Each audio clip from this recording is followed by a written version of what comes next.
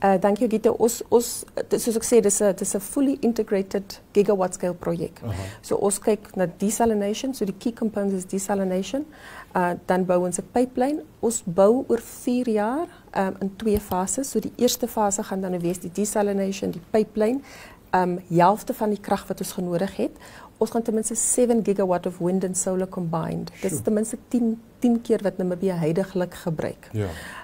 Dan natuurlijk die electrolyzer. Dan het ons 'n hydrogen pipeline en dan ammonia synthesis, maar ook 'n air separation unit wat die stikstof uit die lug uittrek. En so dan gaan ons vir die eerste fase dan die 1 miljoen ton groen ammoniak produseer en dan per jaar ook. Per jaar.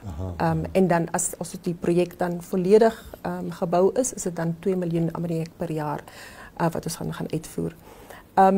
Ek dink dit is belangrik vir die viewers om te onthou dit is ons het all hands on board, so to speak. Okay. So in terme van rolspelers in die regering en anders for instance in die onderwys sektor. Ons moet 'n hele ecosystem build om skills te develop wat fit is vir die purpose to develop green hydrogen. En dit gaan belangrik wees dat almal bymekaar kom.